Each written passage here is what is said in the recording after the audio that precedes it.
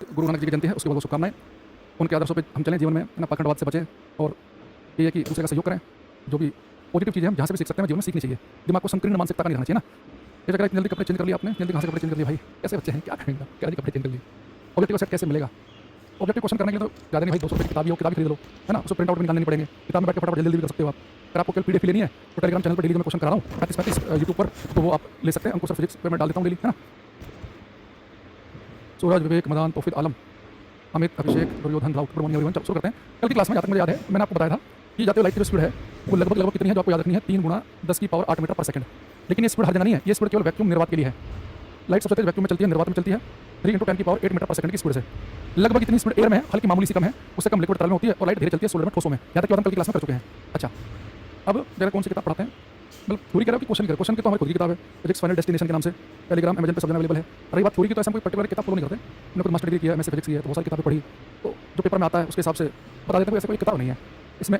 NCERT भी है, SC Verma भी है ना, इसमें और भी अलग अलग जो हमने कुमार मित्तल पढ़ी 12th में, उसका और बहुत सारी किताब पढ़ी, उन सबका संग्रह है। कोई ऐसा नहीं कि कोई किताब हमने पढ़ी उसके 1.5 पेज आपको आके बता दिए, तो ऐसा तो मैं क्या बताऊँ आपको ना। टेलीग्राम ग्रुप पर डाला गया था, आरबीआई नोटिफिकेशन कल वायरल हो रहा था ना, तो मैंने बताया था शायद फेक है वो, तो बड़ा वायरल हो रहा था। मैंने लगा कि भाई ठीक ही हुआ, बहुत सारे बच्चों ने हमारे पास भेजा, वो जैसे नोटिफिकेशन आ गया, मैं बढ़िया, चलो बाकी बच्चों के साथ भी शेयर कर दिया जाए। फिर किसी टीचर का फोन हमारे पास में आया कि सर ये जो है फेक है, अभी ये उसमें नहीं है, क्या कहते हैं, उनकी वेबसाइट पर नहीं है रेलवे की। तो मैंने ठीक है, मैंने उसमें लिख भी दिया था कि भाई शायद फेक है, इसकी ऑथेंटिसिटी का पता नहीं है। चलें अब चलो कमेंट बाजी बंद करो, ऑलरेडी 5 मिनट हो चुके हैं। अब यहाँ पे एक बात देखना, हमने कल एक बात बताई आपको कि अगर मेरे पास में 2 मीडियम 2 माध्यम हो, 2 मीडियम, तो सॉलिड को ठोस को हम डेंसर सघन माध्यम मान लेंगे, सॉलिड ऑप्शन में ना हो तो लिक्विड को मान लेंगे, लिक्विड ना हो तो एयर को। हालांकि बात हमेशा सही नहीं है, ये एक दो जगह फेल भी हो जाएगी, और फिर भी मोटा मोटी सॉलिड को डेंसर सघन माध्यम मानेंगे, फिर लिक्विड का नंबर आएगा, फिर गैस का। लेकिन एक समस्या और है इसमें, अगर मैं आपको सारे ऑप्शन ही लिक्विड के दे दूं तो किस लिक्विड को आप सघन माध्यम मानोगे, किस विरल, या सारे ऑप्शन ही सॉलिड के ठोस को, तो कैसे करोगे? इससे बचने के लिए हम एक तरीका आपको बताएंगे, उससे एक तो आपको पता चलेगा कि कौन सा मीडियम सघन है, कौन सा विरल है, कौन डेंसर है, कौन रियल है। और उससे डायरेक्ट भी क्वेश्चन आता है, तो हम लिखेंगे क्लास में अपवर्तनांक रिफ्रैक्टिव इंडेक्स को पढ़ेंगे, ठीक है। तो टेलीग्राम पर आपका नाम सर्च करते हैं तो बहुत चैनल आ जाते हैं। मैंने कहा था कि जब आप लिखेंगे अंकुर सर फिजिक्स तो 3-4 चैनल हो सकता है कि टेलीग्राम पर आए। अब जिस चैनल में 53,000 बच्चे हों उसे ज्वाइन कर लेना, बाकी में किसी 5,000 होंगे, किसी में 1,500 होंगे, 5,000 वाले को कर लेना, ठीक है। चलो अब थोड़े से अब आते हैं यहाँ पर, लिखेंगे absolute refractive index, absolute refractive index, निरपेक्ष अपवर्तनांक, निरपेक्ष अपवर्तनांक, इसे लिखते हैं हम एन से, एब्सोल्यूट रिफ्रैक्टिव इंडेक्स, निरपेक्ष अपवर्तनांक। देखो इसके दो फायदे हैं, एक तो पेपर में डायरेक्ट ही पूछता आपसे कि बताओ पानी का अपवर्तनांक कितना है, कांच का कितना है, डायमंड का कितना है, ठीक है। दूसरा इसमें चीज हो रही है कि पेपर में क्या करता है वो डायरेक्ट पूछेगा। और इसका फायदा क्या है, अगर मैं कभी आपसे कह दूं कि 3-4 मीडियम है, इनमें सघन माध्यम कौन है, डेंसर कौन है, लाइट धीरे चलेगी, तो आप एक काम करना, ये जो रिफ्रैक्टिव इंडेक्स है कि न्यूमेरिकल वैल्यू में लिखूंगा, किसी का रिफ्रैक्टिव इंडेक्स 2, किसी का 1.5, किसी का 3, किसी का 4, तो जिस माध्यम का रिफ्रैक्टिव इंडेक्स अपवर्तनांक ज्यादा लिखवाया जाए, समझ जाना कि वो सघन माध्यम है, डेंसर मीडियम है, उसमें लाइट धीरे चलेगी। यानी सघन माध्यम में लाइट धीरे चलती है, तो सघन माध्यम कौन इसका अपवर्तनांक ज्यादा हो, तो आपको 7-8 नहीं है, क्योंकि डायरेक्ट भी पेपर में पूछता है, ठीक है। तो आप लिखेंगे जैसे सबसे कम जो रिफ्रैक्टिव इंडेक्स होता है वैक्यूम का 1 के बराबर निर्वात, क्योंकि सबसे विरल माध्यम वैक्यूम में सबसे कम होगा। इससे थोड़ा रिफ्रैक्टिव इंडेक्स होता है एयर का, एयर का होता है 1.0003, यानी 3 जीरो के बाद 3 आएगा। तीसरा आइस का होता है 1.31, ये बेटा पानी का बड़ा इंपॉर्टेंट है, पानी का बहुत पूछता है, एयर का पूछता है, पानी का होता है 4/3। अब अगर आप सोल्व करेंगे तो 1.33, ये है वाटर का, तो वाटर का जो रिफ्रैक्टिव इंडेक्स है वो है 1.33 के बराबर। क्वेश्चन नंबर 5 रिफ्रैक्टिव इंडेक्स 1.5 होता है ग्लास कांच का, ग्लिसरीन का और बेंजीन का। 1.5 ग्लिसरीन का भी यही है, बेंजीन का भी यही है और कांच का भी यही है, ठीक है। एक इसमें रह गया था नीचे, इसे करो 6 कर लो। 5 लिखेंगे केरोसिन, केरोसिन का 1.44 या 1.41 भी लिखा होता है जगह, तो केरोसिन का है 1.4 के आसपास का। ग्लिसरीन का इतना है, एक लिखेंगे 1.54, यह रॉक सॉल्ट, सेंधा नमक। सेंधा नमक थोड़ा ट्रांसपेरेंट से होता है ना, पत्थर पत्थर से देखो, जो ठोस सेंधा नमक होता है उसके अंदर भी लाइट चल सकती है, सेंधा नमक। एक बड़ा लिखेंगे 2.42 डायमंड का। अब समझना मैंने क्यों लिखा है, क्या फायदा इनका। तो एक बड़ा पेपर में आपसे कई बार अगर आप प्रीवियस ईयर देखोगे तो आपको ये क्वेश्चन मिल जाएगा कि हीरे का अपवर्तनांक रिफ्रैक्टिव इंडेक्स कितना है, 2.42, या आपको लिखा मिलेगा पानी का कितना है 1.33, या एयर का पूछेगा 1.303, या कई बार पूछेगा 3-4 मीडियम देकर इनमें ज़्यादा किसका है, कम किसका अपवर्तनांक है। तो ये 5-7-8 जो फेमस है आपको याद करनी है, इन सबको रखना है। लेकिन इसका फायदा क्या है कि मैं जिसका रिफ्रैक्टिव इंडेक्स ज़्यादा है वो सघन माध्यम है, जिसका कम है वो विरल है। जैसे मैं पूछूं आपसे कि आइस और वाटर में ज़्यादा सघन माध्यम कौन है, तो बेटा पानी है। पानी जो है ये ऑप्टिकली डेंसर प्रकाशिक सघन माध्यम है। तो अगर बेटा बर्फ तो सॉलिड ठोस है और पानी लिक्विड है, तो मैं आपको रिफ्रैक्टिव इंडेक्स ना बताता तो आपको लगता है कि बर्फ ज़्यादा सघन माध्यम रहता है, नहीं।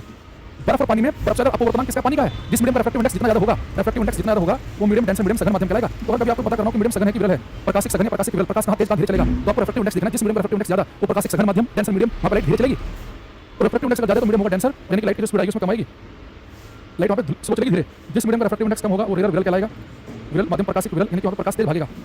तो कोई मीडियम सघन है या विरल है, उसके लिए क्या करना है आपको, उनके अपवर्तनांक घटना मार लो, जिसका अपवर्तनांक ज़्यादा वो सघन माध्यम, डेंसर मीडियम, वहाँ पर लाइट की स्पीड कम। जिस मीडियम का रिफ्रैक्टिव इंडेक्स कम होगा, वो विरल माध्यम होगा, वहाँ पर लाइट क्या चलेगी, तेज। ठीक है, तो ये पहले 5 याद करेंगे। खासतौर से सब बच्चे पानी का याद कर लो, 1.33 या 4/3 न्यूमेरिकल करते समय 4/3 करना, क्योंकि न्यूमेरिकल में 1.33 से मल्टीप्लाई करना, डिवाइड करना थोड़ा भारी रहेगा, तो 4/3 यूज करना।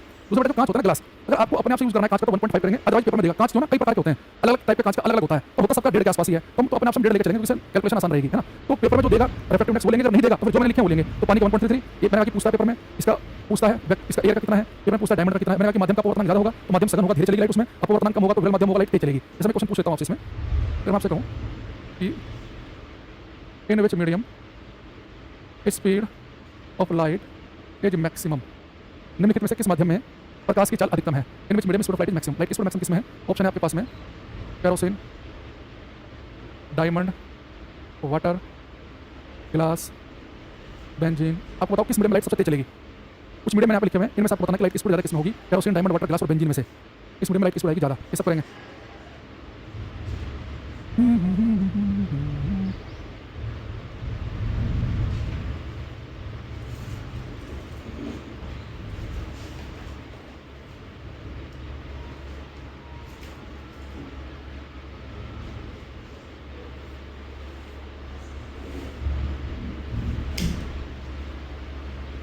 मेरे पास मारे हैं केरोसिन लिखा था 1.44।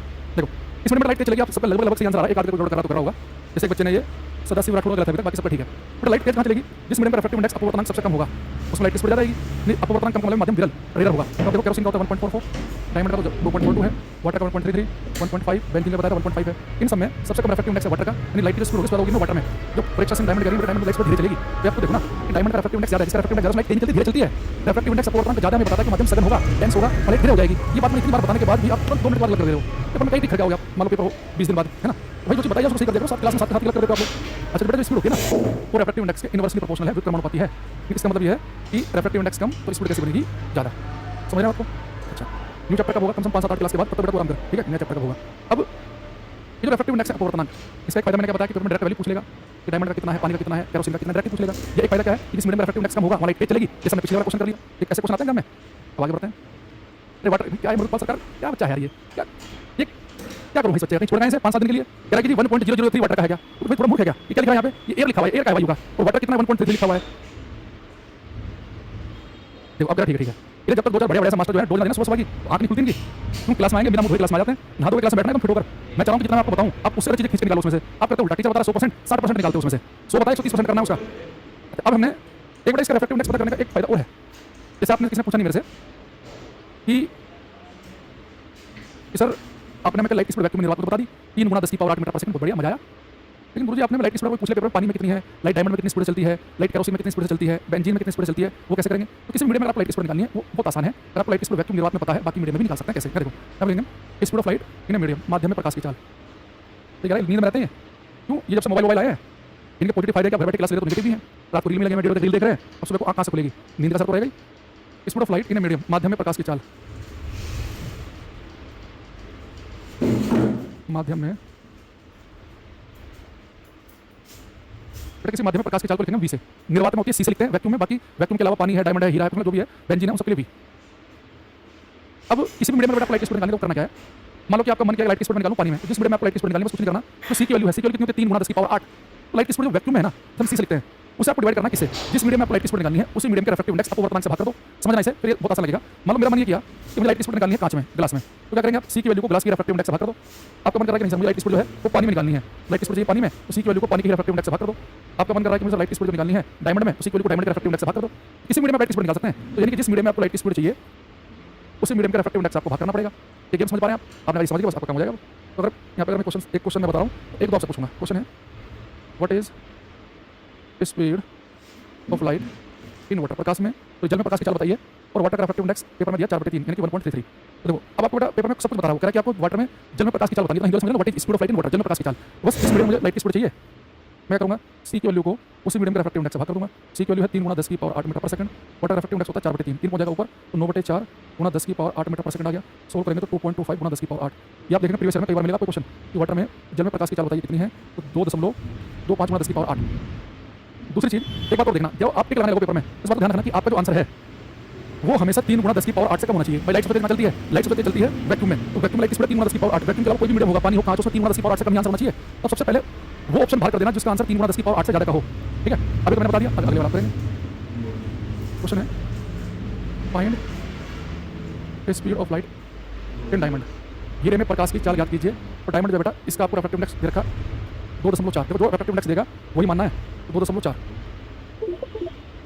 डायमंड जो है इसका रिफ्रैक्टिव इंडेक्स दिया है 2.4, उसने दिया उसने 2.42 से थोड़ा कैलकुलेशन टफ रहेगी, आसान रहेगी, ये करना।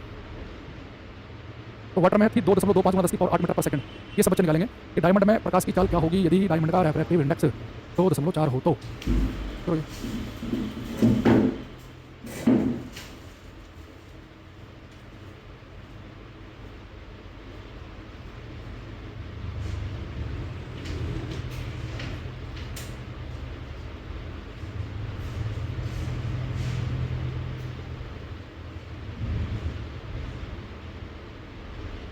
मेरे पास श्रुति का आंसर आया सही, चंद्रशेखर चौहान जी का सही आंसर आया, मोहम्मद सुफियान अंसारी जी का ठीक आया है, अमित श्यामल का ठीक आया है, राघवेंद्र कुमार सिंह जी का भी ठीक है, बहुत बढ़िया सही आंसर आ रहा है भाई। नहीं डायमंड लाइट की स्पीड निकालनी है तो आप समझ गए, तो जिस मीडियम में लाइट की स्पीड निकालनी है सी की वैल्यू को उस मीडियम के रिफ्रैक्टिव इंडेक्स से डिवाइड कर देंगे। इसे इक्वल कितनी है 3 गुना 10 की पावर 8 मीटर पर सेकंड, इसका है 2.4। इसे सोल्व कर लो, पॉइंट हटाओगे तो ऊपर 10 आ जाएगा, 3 8 24, 2 चौक 8, 2 5 10, 5 बटे 4 यानी कि 1.25 गुना 10 की पावर 8 मीटर पर सेकंड आंसर आएगा। जिन बच्चों का आंसर 1.5 गुना 10 की पावर 8 आ रहा है, चाहे आकाश हो, बजरंगी हो, अभिषेक श्रीवास्तव हो, तो फिर आलम हो, अरविंद कुमार हो, तो फिर अरविंद ये कहने के बाद मान नहीं रहे हैं ये भाई डायमंड का 2.4 दिया, 2.4 यूज करो, 2.4 को मत यूज करो। ये सब वर्मा गलत है पूरी क्लास में अभी तक। बबलू, अरविंद, घनश्याम, लोकेंद्र, आकाश, बैरवा सबका ठीक है बाकी। तो 1.25 गुना 10 की पावर 8 है, तो पानी में 2.25 गुना 10 की पावर 8 और डायमंड में 1.25। याद रखना आंसर जो है 3 गुना 10 की पावर 8 से कम ही आना चाहिए, इससे ज़्यादा आगे समझ जाओगे कैलकुलेशन गलती कर रहे हैं। ठीक है, तो रिफ्रैक्टिव इंडेक्स कितनी बेहतरीन चीज़ है।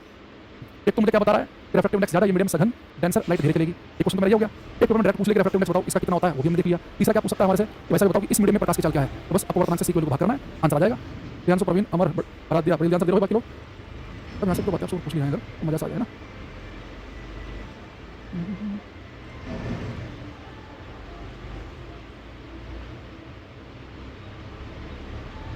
प्रैक्टिस सेट 2 निकाल लेते हैं, एक फिर देख लेते हैं, तीन में मिल जाना चाहिए, क्या कुछ निकालना।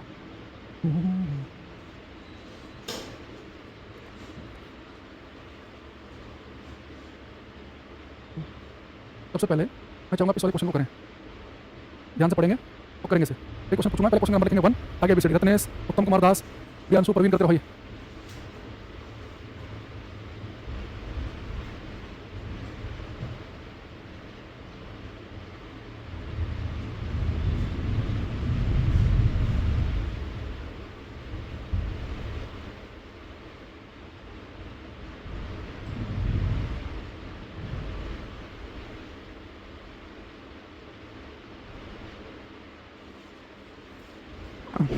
हमारे पास आ रहे हैं लास्ट क्लास नहीं चली वाली साहिल, ठीक है देखते हैं। कह रहा है कि प्रकाश की गति को बिंदु ए द्वारा चित्र में दिखाया गया है, बट प्रकाश की गति स्पीड ऑफ लाइट उसे पॉइंट ए से दिखा रहे हैं। ये क्या एक है स्पीड ऑफ लाइट, प्रकाश की चाल। अगर बिंदु जो ओ है वो 0 को दिखा रहा है, 0 मीटर पर सेकंड, और स्पीड ऑफ लाइट बता रहा है स्पीड ऑफ लाइट कितनी होती है 3 गुना 10 की पावर 8 मीटर पर सेकंड। तो कह रहा है हमारे से कि ध्वनि की गति बतानी है कि वो कहाँ पर आएगी। एक कह रहा है कि जस्ट आएगी to the right of okay just right में आएगी, एक कह रहा है ठीक बीच में आएगी, एक कह रहा है just to the left of A, एक कह रहा है just to the right of A. क्या एक बात समझो बेटा, साउंड की स्पीड है ना, स्पीड ऑफ साउंड, ध्वनि की चाल तो बहुत कम होती है। साउंड की जो स्पीड है ये होती है हवा में लगभग 340 मीटर पर सेकंड एयर में। अगर मेरे को ये लिखा है 0 मीटर पर सेकंड, ये लिखा है 3 गुना 10 की पावर 8 यानी कि 3 लाख किलोमीटर प्रति सेकंड। तो ठीक मिडिल में मैं लिख दूंगा तो 1.5 लाख किलोमीटर पर सेकंड रिप्रेजेंट करेगा, तो ठीक मिडिल वाला नहीं होगा। अगर मैं कर दूं राइट ऑफ ए यानी कि ये 0 है, ये बढ़ते बढ़ते 3 लाख, अगर मैं राइट लिखूं ए मैं कहूं कि साउंड की स्पीड लाइट से भी ज्यादा, ये भी गलत हो गया। जस्ट लेफ्ट यानी कि मैं कहूं कि साउंड की स्पीड लाइट की स्पीड के आसपास है, ये भी गलत है। बट ये लिखा है 0, तो 340 जो 0 थोड़ा सा आगे तो आएगा, ये तो 3 लाख को रिप्रेजेंट कर रहा है, तो जस्ट इसके हल्का से आगे आ जाएगा 340, यानी कि ये आंसर आएगा इस क्वेश्चन का। ये आपकी समझ के लिए पप्पू कुमार चौहान और ज्योति ने वो गलत आंसर दे दिया इसका, ये सब वर्मा ने भी। बेटा मिडिल में कैसे लिख सकते हैं आप, मिडिल आप समझ रहे हो। अगर मैं आपसे कहूं यही चीज अगर मैं आपसे पूछता तो ये लाइन है, यहाँ पर लिखा है नंबर 0, यहाँ पर लिखा है नंबर 500, तो बताओ कि नंबर 6 कहाँ पर आएगा। 6 तो अभी कहते हो 6 जो आएगा बीच बीच आएगा, भाई 0 है 500 यहाँ 20 में 250 आएगा, तो जो 6 नंबर है तो 0 1 2 4 5 6 तो यहीं आ जाएगा। यहाँ बढ़ते बढ़ते मान लो 100 आएगा, यहाँ 200 आएगा, 250 आएगा, फिर बढ़ते बढ़ते मान लो कि यहाँ 300 आ रहा, 350 आ रहा, 400 450 आएगा, 500, तो 6 नंबर तो जस्ट इसके आसपास ही आ जाएगा। इन्हीं क्वेश्चन ऐसे होते हैं, कोई क्लास में कराता नहीं है, पेपर में जाना चाहते हैं तो आपका देखता है कि आपका जिंदा दिमाग कितना है, क्या सीखा आपने, आपको ये कुछ रिलेट कर पा रहे कि नहीं कर पा रहे चीजों को। 1.0 बता रहा है, 1.3 लाख बता रहा है, यदि आप मिडिल करेंगे, मिडिल वाला पॉइंट तो 1.5 लाख पाएगा, 1.5 लाख किलोमीटर प्रति सेकंड, इसकी स्पीड ही 340 मीटर पर सेकंड है। तो ये भाई पेपर में आते हैं सीधे क्वेश्चन, कुछ ऐसे दिमाग में बैठा होता है ऐसी बात ही पूछ सकता है ना। तो कुछ बातों के लिए आपको खुद प्रिपेयर रहना पड़ेगा। What is the absolute refractive index of air, कितना होता है, क्योंकि रेलवे ग्रुप डी का क्वेश्चन है। तो 0 यहाँ पे 1 2 3 4 मैंने कहा था आपसे कि पॉइंट के बाद 3 0 आएंगे, 1 2 3 और फिर 3 लिखा होगा। ये क्वेश्चन जब एसएससी ने पूछा सीजल प्री के एग्जाम में, तो उसने कहा कि कितनी स्पीड होती है, ठीक है। तो उसने पूछा कि एयर रिफ्रैक्टिव इंडेक्स लगभग कितना होता है, लगभग, वहाँ पे तो हमारा काम चलेगा 1 से, एयर का जो है लगभग 1 ही तो है, और ग्रुप डी में एग्जैक्ट वैल्यू पूछी उसने, ठीक। 17 वाला सब ठीक है, 18वां करना है ये भी देखो आपको अभी मैंने बताया रिलेट करना है। केशव, अमित, सीमा पंडित, प्रतीक, अरविंद कुमार करते रहो।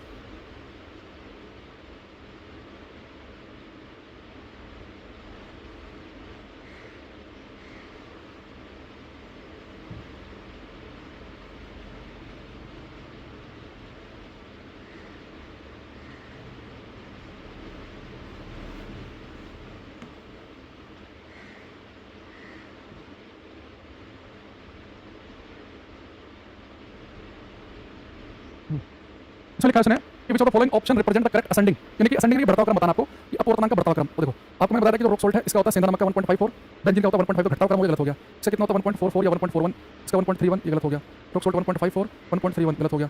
आइस का 1.31 1.44 1.5 1.54, तो बढ़ता हुआ क्रम यानी कि डी करेक्ट आंसर है। एक बच्चे ने ए लिखा, अरविंद का गलत है। बाकी आकाश शिवम शिवानी यादव, रत्नेश, केशव, सुभाष, अनुराधा कुमारी, सीमा पंडित, केशव, शिवानी, आशु, दिलीप, सबका एकदम बढ़िया आंसर है डी ऑप्शन। ठीक है, एक क्वेश्चन ये है कि मजाक यादव करें, एक करेक्ट है डी करेक्ट है उसका ना, बढ़ता हुआ क्रम पूछा उसने, बजरंगी का भी सही है, पप्पू का भी सही है, सुभाष का क्या कहता है absolute refractive index. But absolute refractive index अभी आपने देखा होगा, तो मैंने कहा कि सबसे कम होता है वैक्यूम का 1, और किसी भी मीडियम में देखो 1 से ज़्यादा ही था, हवा भी हो, इवन पानी हो, किसी का भी हो, जो निरपेक्ष अपवर्तनांक होता है वो उसके लिए हमेशा होती है 1 से ज़्यादा। लेकिन यहाँ पर ये पूछा एब्सोल्यूट, अगर पेपर में पूछा कि एब्सोल्यूट रिफ्रैक्टिव इंडेक्स इसके लिए होती है हमेशा 1 से ज़्यादा, लेकिन एक सब होता है relative refractive index. Relative refractive index निरपेक्ष सापेक्ष अपवर्तनांक, सापेक्ष अपवर्तनांक। बेटा पेपर में पूछा रिलेटिव रिफ्रैक्टिव इंडेक्स, तो एब्सोल्यूट रिफ्रैक्टिव इंडेक्स है ना, इसमें क्या करते हो एब्सोल्यूट में इस वैल्यू एक से ज़्यादा होती है, यानी आप जैसे आप कह रहे हैं कि भाई कांच का 1.5 है, यानी कि आप ये कहना चाह रहे हो कि हम निरपेक्ष वाले में एब्सोल्यूट में हम वैक्यूम से कंपेयर करते हैं कि वैक्यूम का 1 है, कांच का 1.5 यानी कि वैक्यूम के मुकाबले इसका रिफ्रैक्टिव इंडेक्स 1.5 गुना है, डायमंड का 2.42 गुना, वैक्यूम से कंपेयर कर रहे होते हैं। लेकिन रिलेटिव रिफ्रैक्टिव इंडेक्स मतलब पता क्या है, जैसे अभी मैंने आपसे कहा कि पानी का एब्सोल्यूट बताओ, आप कहेंगे 1.33, लेकिन मैं आपसे कहूंगा पानी का रिफ्रैक्टिव इंडेक्स बताओ डायमंड के सापेक्ष या कांच के सापेक्ष, तो वैल्यू 1.33 बदल जाएगी। तो ये मैं बताऊंगा सापेक्ष रिफ्रैक्टिव इंडेक्स कैसे निकालते हैं, क्वेश्चन आता है यहाँ पे कि इसका रिफ्रैक्टिव इंडेक्स इसके सापेक्ष क्या होगा, इसके सापेक्ष क्या होगा, इसके रिस्पेक्ट में क्या होगा। तो जो रिलेटिव रिफ्रैक्टिव इंडेक्स की वैल्यू 1 से ज़्यादा भी आ सकती है, 1 से कम भी हो सकती है और 1 के बराबर भी। तो जो सापेक्ष है इसकी वैल्यू कुछ भी हो सकती है, more than 1, less than 1, equal to 1, ठीक है। लेकिन जो एब्सोल्यूट है उसकी वैल्यू 1 से ज़्यादा होगी, ठीक। अब वो कैसे निकालते हैं इसमें आपसे कहूँ, अब एक ये जो मैं क्वेश्चन कर रहा हूँ, जो बच्चे मेरे टेलीग्राम पे जुड़े हुए हैं उन्होंने कई बार कमेंट पे डाला भी था, ये मैंने आपको बताया पहले भी, एक बहुत बड़ा चैनल है यूट्यूब पर, उसका एक टीचर बच्चों को पढ़ा रहा था क्वेश्चन, तो जो बच्चे से पहले पढ़ चुके हैं उनका स्क्रीनशॉट मेरे पास में आया, उन्होंने बच्चों को ठीक उल्टा पढ़ा दिया। तो सकता है टीचर जो है उनका बैकग्राउंड साइंस फिजिक्स होता नहीं है, बस वो कुछ रजिस्टर या कुछ किताब से पढ़ के आ गए और वो क्लास में आके भूल गए, वहाँ गड़बड़ हो जाती है। हालांकि वो लोग प्रयास कर रहे हैं, ऐसी दिक्कत नहीं, पर तुम बताओ गलत नहीं बताओ, ताकि ऐसा हो कि बच्चा डेटा भी खराब कर रहा है, मेहनत भी कर रहा है, पेपर में गलत हो जाए, वो समस्या है। अब क्वेश्चन क्या है, what is refractive index of glass with respect to water. जल के सापेक्ष कांच का अपवर्तनांक बताइए, जल के सापेक्ष कांच का अपवर्तनांक बताइए। अब बेटा हमारे से कहता कि रिफ्रैक्टिव इंडेक्स में बताना है कांच का एब्सोल्यूट निरपेक्ष अपवर्तनांक, तो हम बोलते हैं 1.5 है जी, इसके आसपास का जो भी दिया ऑप्शन। ये कह रहा है कि मैं जल का अपवर्तनांक बताओ पानी के सापेक्ष, है ना। तो देखो अब सबसे पहले ऐसे क्वेश्चन में सबसे देखो अपवर्तनांक पूछा किसका है, जल के सापेक्ष कांच का पूछ रहा है। हिंदी में उल्टा लिखता है वो कि कांच का अपवर्तनांक जल के सापेक्ष, तो ऐसे पूछ सकता है कि जल के सापेक्ष कांच का या कांच का जल के सापेक्ष, तो पूछ तो कांच के रहा है, तो लैंग्वेज देख लेना। तो हमारे उसने पूछा कि कांच का बताओ, तो जिसका भी रिफ्रैक्टिव इंडेक्स पूछे, जैसे ग्लास का पूछा है तो जिसका रिफ्रैक्टिव इंडेक्स पूछे उसका निरपेक्ष एब्सोल्यूट रिफ्रैक्टिव इंडेक्स देखो ऊपर, ठीक है। तो किसके सापेक्ष पूछा है, जल के, तो जिसके सापेक्ष पूछे उसका लिखेंगे नीचे, उसने नीचे इंग्लिश बोल कर दिया बच्चे को। रिफ्रैक्टिव इंडेक्स जिसका पूछेगा उससे पूरी इज्जत देंगे, सम्मान देंगे, भाई साहब आपके बारे में पूछ रहे हैं, जिसकी पूछे उसे बोलेंगे। ब्याह में दूल्हे की पूछ होती है, उसका पूछ होता है दूल्हा भाई, अच्छा भाई साहब, उसके सापेक्ष बाकी को सम्मान मिल जाता है कि जिस लड़के का मामा है जी, हाँ जी ठीक है भाई साहब आओ, ये लड़का फूफा है, फूफा जी नाराज ना हो जाए, तुम भी आओ, है ना, लड़के का भाई है, ठीक है। उसे थोड़ा बड़ा भाई बोल जाती, पूछ लेगी छोटा है तो ठीक है भाई, छोटो केयर लिया ना चार, तो पूछ किसकी है, मैं दूल्हे की, बाकी तो उसे सम्मान मिल रहा है, बाकी तो मिल जाएगा। ऐसे अपवर्तनांक पूछ किसका, कांच का, उसे पूरी इज्जत देंगे, ऊपर बैठाएंगे, ऊपर भाई साहब चेयर बैठो ऊंची, जिसके सापेक्ष पूछ रहा है तुम भी बैठ जाओ, ठीक है। अच्छा अब ग्लास का रिफ्रैक्टिव इंडेक्स कितना होता है एब्सोल्यूट 1.5, यानी कि 3/2 न्यूमेरिकल में 3/2 यूज करेंगे 1.5 की जगह, है ना। वाटर कितना होता है 4/3, मैंने कहा कि जब आप न्यूमेरिकल करो, जब आपको वैल्यू पुट करनी हो तो वाटर का 1.33 की जगह 4/3 उसका 3/2, तो बाहर की मल्टीप्लाई अंदर की, तो 3 3 9/8 आ जाएगा। इसे सोल्व करेंगे तो 8 का 8 1 आया, 8 का 8 8 2 16 1.125 आएगा, क्या आएगा। एक हमारे पास में बजरंगी का जो आंसर आया है वो है 1.112 1.125 आएगा। क्या ज़्यादा फूफा जी ऐसे कुछ नहीं, फूफा जी गुस्सा होते हैं कि तुमने मीम सुन के व्हाट्सएप पे फूफा को बदनाम कर रखा है ना। तो वो जो खुद मीम बना रहा होता है खुद किसी का फूफा होता है वो, या होने वाला होता है भाई। हर एक आदमी देखो, मान लो कि अगर मैं किसी का मामा भी हूँ, किसी का फूफा भी हूँ, तो वही व्यक्ति जब मामा हो तो क्या बढ़िया हो जाएगा, फूफा हो तो बेकार हो जाएगा। इंसान तो सेम ही है, फूफा को बना रखने बेचारे को बदनाम रखा है, फूफा को इज्जत मिलनी चाहिए, लिए हमें प्रोटेस्ट स्टार्ट किया जाएगा 1.125, ठीक है। अच्छा अब अगला वाला आप कर दो, what is refractive index of water with respect to glass. इस बार आपको कांच के सापेक्ष जल का अपवर्तनांक, कांच के सापेक्ष जल का अपवर्तनांक। इस बार दूल्हा कौन है, इज्जत किसे मिलेगी, रिफ्रैक्टिव इंडेक्स ऑफ वाटर, जल के कांच के सापेक्ष जल का, इसके सापेक्ष हो नहीं जल का, रिफ्रैक्टिव इंडेक्स पूछेंगे ऊपर लिखेंगे, जिसके सापेक्ष पूछेगा उसका नीचे लिखेंगे। तो वाटर कितना होता है 4/3, इसका 1.5 यानी कि 3/2 यानी कि 8/9, यहाँ से आप एक चीज़ और कर सकते हैं, एक चीज़ देखना, अगर आपको पिछले केस में मैंने पूछा था कि जल के सापेक्ष कांच का, तो वो हमारे पास में आया था 9/8। अगर मैं इसका ठीक उल्टा पूछूंगा, मुझे पता है कि जल के सापेक्ष कांच का 9/8 है, तो कांच के सापेक्ष जल का, यही सब देखेंगे, जल का कांच इसने पढ़ते हैं कि अभी 9/8 का 8/9 आ जाएगा, वही तो आया यहाँ पे 8/9 आ गया, ठीक है, 8/9 यानी आ गया 0.888 ऐसे कुछ करके, ठीक। अगर देखो यहाँ पे आपने बेटा जब कांच का निकाला, जल के सापेक्ष वैल्यू 1 से ज़्यादा आई, यहाँ पे वैल्यू 1 से कम आ गई। अगर मैं आपसे कहूँ रिफ्रैक्टिव इंडेक्स बताओ केरोसिन का, सॉरी रिफ्रैक्टिव इंडेक्स बताओ बेंजीन का ग्लिसरीन के सापेक्ष, तो बेंजीन का भी 1.5 है, ग्लिसरीन का भी 1.5 है, तो एक ही आ जाएगा। जो रिलेटिव रिफ्रैक्टिव इंडेक्स है वो 1 से कम भी आ सकते हैं, 0.88 आया, 1 से ज़्यादा भी आ सकता है, 7.25 आया और 1 भी आ सकता है। भाई अब एक चीज़ बताओ, अगर मैं पूछता कि ग्लिसरीन का बेंजीन के सापेक्ष बताओ, तो ग्लिसरीन का भी 1.5, बेंजीन का भी 1.5, तो नहीं आ जाएगा, है ना, समझ गए बात को। और आप रिलेटिव रिफ्रैक्टिव इंडेक्स भी निकाल सकते हैं, ठीक है। अच्छा, आपकी तैयारी सही है कि नहीं है, वो इसलिए पता चलता है कि मान लो कहीं पे आप पढ़ रहे हैं, किसी और कोई टीचर पढ़ा रहा है कहीं पे, और आपने जो है क्वेश्चन को टीचर के बताने के तरीके से गलत बता रहा है, या कोई क्वेश्चन आप कर रहे हैं, मॉक टेस्ट दे रहे हैं, क्वेश्चन देखकर आपको लग रहा है क्वेश्चन अधूरा है, इसके ऑप्शन सही से नहीं बनाए गए हैं, ये इसमें कुछ रह गई। आप जिस दिन बातें पकड़ने लगे, समझ जाओ, जिस दिन आपको क्लियरिटी आ गई, उस दिन यानी कि वो सब्जेक्ट आपका हो गया। जिस दिन आप ये पकड़ने लग जाओगे कि ऑप्शन सही से बनाए कि नहीं बनाए हैं, यहाँ पे ये 2-3 ऑप्शन भी ठीक हो सकते हैं, क्वेश्चन पूरी जानकारी नहीं है, लैंग्वेज सही नहीं है, ये पढ़ना है। एक मुझे 1 से कम मात्रा इफेक्टिव, भाई क्या करूँ मैं, सोचेगा ये मुझे पता भाई तू क्या घर लड़का है क्या आज, घर में सुबह धमका दिया हो कि करना धरना कुछ नहीं है, बस सुबह शाम तक खाना है, 4 बार डायरेक्ट मार देते कई बार बस, और मूड खराब हो जाता है। रिलेटिव इफेक्टिव इंडेक्स 1 से कम आता है क्या, ये क्या है रिलेटिव इफेक्टिव इंडेक्स 1 से कम, ये क्या है 1 से ज़्यादा। और इससे पहले क्या बताया था क्वेश्चन के अंदर, क्या बताया था रिलेटिव इफेक्टिव इंडेक्स 1 से कम भी आ सकता है, 1 से ज़्यादा भी 1 के बराबर भी आ सकता है। मूर्ख है क्या, हरकतें कर रहा मूर्ख बनने की, सामने बोर्ड पर लिखने के बावजूद है, बस लगा चिपका के घर वाले से बढ़िया बढ़िया से, बस ये खाना है, ये पैसे दे दो, ये कर दो, थोड़ा डायलॉग मारते कई बार, पढ़ना वढ़ना कुछ नहीं है, पैसे पेट पर लग रहे हो, सांड हो गया, इतना बड़ा हो गया है, फिर अपना कुछ करूँ, पढ़े और पढ़ते नहीं, पता नहीं कौन सी पढ़ाई हो रही है इनकी, बढ़िया बढ़िया मारते हैं गरम गरम सुबह सुबह, ठीक। अच्छा, एक चीज़ देखना, एक हमारे पास अभी हमने आपको ये बता दें किसी मीडियम में आपको लाइट की स्पीड निकालनी है, तो सी की वैल्यू को उस मीडियम के रिफ्रैक्टिव इंडेक्स से भाग कर दो, ठीक है। तो मैं यहाँ से रिफ्रैक्टिव इंडेक्स का फॉर्मूला निकालूं, n इक्वल टू क्या आएगा c/v। बड़े पेपर में डायरेक्ट फॉर्मूला पूछा गया है कि एब्सोल्यूट रिफ्रैक्टिव इंडेक्स निरपेक्ष अपवर्तनांक का फॉर्मूला होता है c/v, है ना। क्या कह रहा है, मेरे घर की बातचीत आपको कैसे पता चली, देखो नवीन भाई को जो है घर वाले ये डायलॉग मार रहे हैं कि मेरे घर की बातचीत आपको कैसे पता चली, घर वाले डेली बड़े बड़े गरम देते हैं कई बार। देखो अगर आप देखें रिफ्रैक्टिव इंडेक्स का फॉर्मूला क्या c/v, c का मतलब है speed of light in vacuum, निर्वात में प्रकाश की चाल, और v का होता है प्रकाश की चाल माध्यम में, speed of light in medium, speed of light in medium माध्यम में प्रकाश की चाल, ठीक है। तो रिफ्रैक्टिव इंडेक्स होता है निर्वात में प्रकाश की चाल बटे माध्यम में प्रकाश की चाल, speed of light in vacuum, speed of light in medium. मुझे बताना, अगर आप कहूं लाइट की स्पीड नापनी है वैक्यूम में, किस नापेंगे, स्पीड नापते मीटर पर सेकंड में, लाइट की स्पीड किसी मीडियम में नापनी है तो मीटर पर सेकंड में नापेंगे, तो मीटर पर सेकंड तो कट जाएगा, यानी कि जो रिफ्रैक्टिव इंडेक्स है इसकी कोई यूनिट कोई मात्रा नहीं आएगा, कोई मात्रा नहीं आएगा इसका।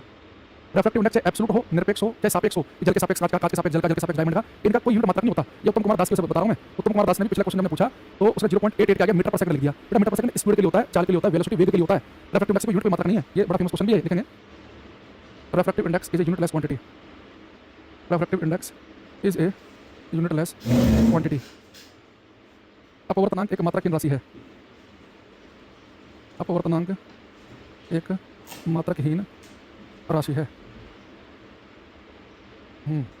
मात्रकीन राशि। Refractive index is a unitless quantity. वो कह रहा कि जैसे अनाज के दोस्तों मेरे भाई को बोलते हैं, अच्छा राधिका बिन करें आप जादूगर हो क्या, नहीं जादूगर तो नहीं है, कैंसिल आउट हो जाते हैं तो यूनिटलेस होगा, बिल्कुल ठीक। लेकिन आजकल हवाले से डायलॉग नहीं मारे, आजकल जो जेन जनरेशन है तुम्हारे जैसी है, तो नए आए हैं सैयारा मूवी देख रोने वाले, ये ऐसे हैं हवाले 4 बातें बोलते हैं बुरा मान जाते हैं, और डर लगता है छत से ना कूद जाइए, क्यों हम जो मानसिक रूप से एक आध बच्चा होता है आजकल लाड़ प्यार से घरवाले पालते हैं, वो थोड़ा सा ज़्यादा कुछ कहेंगे, मुझे लगता है कि भाई कुछ कर ले, इससे बढ़िया कि भाई कोई बात है, तू टाइम लगेगा हो जाएगा। हमारे टाइम ऐसा नहीं था, हमारे टाइम में तो पहले थाली आने से पहले 4 चिपका देते थे बड़े बड़े डायलॉग वाले, ये देखो पेपर में नंबर नहीं आ रहे हैं और थाली से जाकर चाहिए है, सलाद भी चाहिए, दही भी चाहिए, फलाना, ऐसे डायलॉग मारते थे। आधी रोटी अंदर आधी बाहर, बस फिर वो रहता भाई साहब पेट भर गया, क्यों बात इतनी सुन ली है तो फिर जगह कहाँ से बनाए, आज वालों को सुना दो बुरा मान जाएंगे, वो मास्टर की बात माने तो बुरा मान जाते हैं, आपको मास्टर किसने बना दिया, आप इतने रूड हो, डायलॉग मारने लगते बच्चे। हमारे मास्टर क्या करते थे, कोनी कोनी चिपका देते बच्चे के, उसका उसी मास्टर जाते हैं पैर छोड़ होते थे, मास्टर जी नमस्ते, क्यों हमें लगता मास्टर कितना बढ़िया 5 थप्पड़ मारे है भी तो मार सकता था कि नहीं, तो क्या कर लेते क्या मार देता था, तो जितने मार उतने संतुष्ट, बढ़िया मास्टर भाई साहब। तो ये हमारे पास में मैं एक बार आपको रिवाइज कराता हूँ कि हमने क्या पढ़ा क्लास में, एक तो अलग अलग मीडियम के रिफ्रैक्टिव इंडेक्स पढ़े, ठीक है, अलग अलग कि भाई डायमंड का इतना, फलाने का इतना, वो तो एब्सोल्यूट हो गए, रिलेटिव निकालना सीख लिया कि जिसका पूछेगा उसे धूला समझेंगे, सम्मान देंगे, ऊपर बैठाएंगे चेयर पे, जिसके सापेक्ष जिसके रेस्पेक्ट में पूछेगा उसको नीचे लिख देंगे। तो हमने क्या पढ़ा कि किसी मीडियम में लाइट की स्पीड पूछ ले हम निकाल सकते हैं, सी की वैल्यू को उस मीडियम में रिफ्रैक्टिव इंडेक्स से भाग कर देंगे, रिफ्रैक्टिव इंडेक्स कोई यूनिट कोई मात्रा नहीं, बिल्कुल नहीं होता, इसका कोई मात्रा नहीं है। रिफ्रैक्टिव इंडेक्स का फॉर्मूला क्या है, n इक्वल टू c/v, यहीं से हम क्या कर सकते हैं, v का निकाल सकते हैं c/n, ये पूछेगा भाई पेपर में, इसलिए बता रहा हूं मैं आपको, ठीक है। रुतेजा पाटिल टेलीग्राम चैनल का नाम बता दो भाई, टेलीग्राम चैनल का नाम 5 बार बता चुका हूं मैं, आप लोग जब बता जाता ना तो कॉपी में लिखते नहीं साइड में, देखो टेलीग्राम चैनल का नाम है अंकुर सर फिजिक्स। राजीव बच्चन ने पूछा था, चंदन ने पूछा था, किसने, तो मैंने बताया था कि जब आप लिखते हैं सर्च में टेलीग्राम पे अंकुर सर फिजिक्स, तो वहाँ पर कई चैनल आ जाते हैं, 3-4 कुछ फर्जी बना दिए लोगों ने हमारे नाम पे यूज करके, तो उसमें से आप उस चैनल को ज्वाइन करना जिसमें 53,000 बच्चे हों, जिनमें 2-4-5 हज़ार हो वो फर्जी हैं, ठीक है। अब बढ़ते हैं आगे, अभी देखो अब जो आपने 10th क्लास में पढ़ा है रिफ्रैक्शन के नाम पर, अब हम उस पर आएंगे। देखो ये जो समझ रहा हूँ समझ जाएंगे, हमने पढ़ा क्लास में कि लाइट जब एक से दूसरे मीडियम में जाती है उसमें रिफ्रैक्शन अपवर्तन कहते हैं। आपकी बुक यहाँ प्रोफाइल फोटो है, मेरी बुक का लगा उसमें, मैथ सोल्व करने में प्रॉब्लम होता है? अच्छा कोई नहीं, हो जाएगा ठीक धीरे धीरे। किस तरह लग रहा है सर आज मूड में है? कभी हो जाता है। आज मूड इसलिए बढ़िया हो रखा है कि क्या छोड़ो। अब ये देखो इस वाले केस में लाइट मुझे भेजेंगे रेलर से डेंसर, विरल माध्यम से सघन, रेलर से डेंसर, विरल माध्यम से सघन माध्यम में। लाइट को भेजेंगे डेंसर से रेलर, सघन से विरल, सघन से विरल। ठीक, ये हमारे पास नॉर्मल है अविलंब। अब मैं क्लास में चेक करने वाला हूँ कि जब लाइट जाएगी रेलर से डेंसर मीडियम में तो उसके साथ क्या होगा, और डेंसर से रेलर में जाएगी तो क्या होगा। ठीक है, अब देखना ये लाइट चल रही है विरल माध्यम से, और जो लाइट चलती है कहते हैं इंसिडेंट रे आपतित किरण, और ये नॉर्मल से जो एंगल बनाती होता है आई, एंगल नॉर्मल से नापते हैं ना। अगर लाइट जाएगी रेलर से डेंसर, विरल माध्यम से सघन माध्यम, सघन माध्यम मैंने कहा था कि लाइट की स्पीड कम हो लेकिन भीड़ भाड़ वाला एरिया, भीड़ भाड़ वाली लाइट बच के चलेगी। तो जब लाइट जाती है रेलर से डेंसर, विरल माध्यम से सघन माध्यम में, तो लाइट नॉर्मल अभिलंब की तरफ झुक जाती है, झुक जाएगी। लाइट जाएगी विरल सघन माध्यम में, लाइट नॉर्मल अभिलंब की तरफ बेंड करेगी। और जब लाइट बढ़ जाती है सघन से विरल माध्यम में, सघन यानी कि डेंसर मीडियम में लाइट की स्पीड कम है, लाइट जाएगी विरल माध्यम में, विरल माध्यम यानी कि विरान एरिया खुला मैदान लाइट की स्पीड ज़्यादा होती है लेकिन लाइट खुल के चलेगी, नॉर्मल अभिलंब से दूर हट जाएगी। तो जब लाइट अपना मीडियम चेंज करती है ध्यान रखना कि लाइट मीडियम चेंज करेगी, अगर लाइट को हम तिरछा छोड़ें, तिरछा यानी कि ओब्लिक्यूली यानी नॉर्मल से किसी एंगल पर, जब लाइट को नॉर्मल से अभिलंब से किसी एंगल पर छोड़ा जाता है तो लाइट क्या करती है, विरल सघन माध्यम में जाते समय नॉर्मल के नजदीक आएगी और सघन से विरल माध्यम में जाते समय नॉर्मल अभिलंब से दूर हट जाएगी। और मैं आपसे कहूं कि लाइट एक से दूसरे मीडियम में गई और नॉर्मल से दूर हट गई तो बताओ लाइट कहां से कहां गई होगी। अगर लाइट मीडियम चेंज करते समय अवे फ्रॉम नॉर्मल होती है, अभिलंब से दूर जाती है तो कहां से कहां गई होगी, रेलर से डेंसर के डेंसर से रेलर। ठीक है,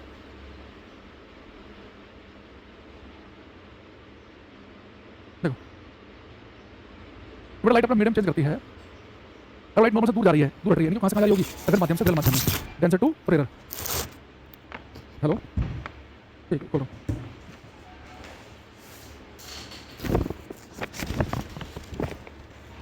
अच्छा अभी देखो ये जो आई है, ये जो लाइट है इंसिडेंट रे जो दूसरे मीडियम में जाती है, हम कहते हैं रिफ्रैक्टेड रे, अपवर्तित किरण, रिफ्रैक्टेड रे, अपवर्तित किरण।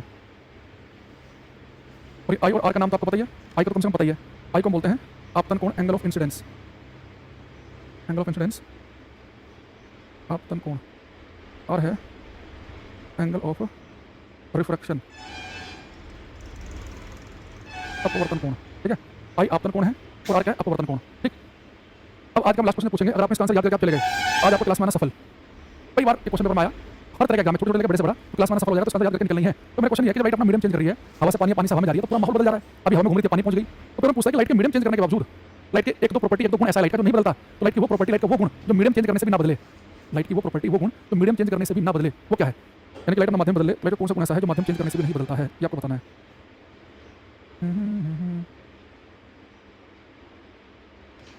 लाइट का कौन सा गुण है जो लाइट के मीडियम चेंज करने से भी नहीं बदलता है।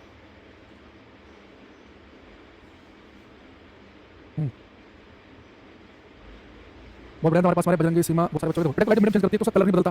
आपको सोचो मतलब लाइट हवा में लाल रंग की है और उसे कांच से पास करना, कांच में लाल ही दिखेगी, पानी के अंदर देखना तो लाल दिखेगी, बचपन में देखो लेजर लाइट से लाइट मीडियम चेंज करती है उसका कलर, उसकी फ्रीक्वेंसी आवृत्ति बदलती है, फ्रीक्वेंसी सोर्स पर डिपेंड करती है। ये जो बल्ब है ये लाल रंग का प्रकाश फेंक रहा है कि नीला, लाल रंग की आवृत्ति वाला प्रकाश फेंक रहा है कि नीले वाला, तो फ्रीक्वेंसी केवल सोर्स बदलने से बदलेगी कि बल्ब आपने दूसरा लिया है तो कलर फ्रीक्वेंसी कभी बदलती है। याद रखेंगे सब बच्चे, लिखेंगे महा इंपोर्टेंट, लिखेंगे महा इंपोर्टेंट यानी कि इसे हम कहते हैं मोस्ट इंपोर्टेंट। हमारी क्लास में महा इंपोर्टेंट लिखेंगे when light enters from one medium to another its color and frequency do not change। जब प्रकाश एक माध्यम से दूसरे माध्यम में जाता है तो इसका रंग और आवृत्ति नहीं बदलते हैं। जब प्रकाश एक माध्यम से दूसरे माध्यम में जाता है, हिंदी में लिख देता हूं मैं, इंपोर्टेंट लाइन है कि रहना जाए।